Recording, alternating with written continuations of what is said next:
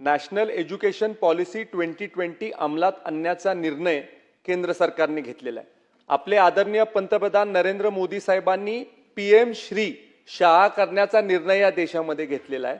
आपल्या राज्याचे सन्माननीय मुख्यमंत्री साहेबांचा मानस आहे की CM श्री शाळा या आपल्या राज्यामध्ये व्हाव्या। माझा आदरणीय पंकज दादांना एक स्पेसिफिक प्रश्न आहे की CM श्री शाळा करण्याच्या बाबतीमधला आत्ताचा शासनाचा स्टेटस काय आहे, आणि एक विनंती आहे आदरणीय मंत्री महोदय की CM श्री शाळा करताना माझ्या तालुक्याचा प्राधान्याने आपण विचार करावा। अध्यक्ष महाराज, देशाचे प्रधानमंत्री सन्मान्य नरेंद्रभाई मोदी यांनी आपल्या देशातल्या विशेष करून शासकीय शाळा यांचा दर्जा वाढविण्याकरिता देशातल्या काही सरकारी शाळांची निवड केली आणि PM श्री शाळेच्या माध्यमातून त्या ठिकाणी त्या शाळा विकसित करण्यात आल्या।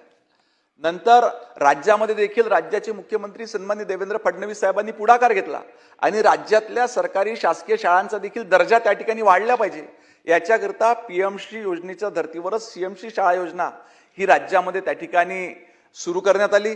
याचा प्रस्ताव देखील तयार करण्यात आला। जवळजवळ राज्यातल्या 4800 शाळांचा निवड त्याच्याकरता करण्यात आली। हा प्रस्ताव शालेय शिक्षण विभागाच्या वतीने वित्त विभागाला त्या ठिकाणी सादर करण्यात आलेला आहे।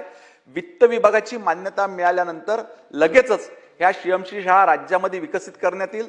दुसरा, आमचे मित्र सन्मान्य अतुलदादा भोसले यांनी जी मागणी केली की ह्या CM श्री शाळेमध्ये कराड तालुक्यातील त्यांच्या मतदारसंघातील शाळेचा समावेश करण्यात यावा, निश्चितपणे कराड तालुक्यासोबतच या ठिकाणी साताऱ्याचे आदरणीय शिवेंद्रराजे महाराज देखील बसले आहे। सातारा जिल्ह्यातल्या एकंदरीत शाळांचा देखील समावेश त्याच्यामध्ये करण्यात येईल।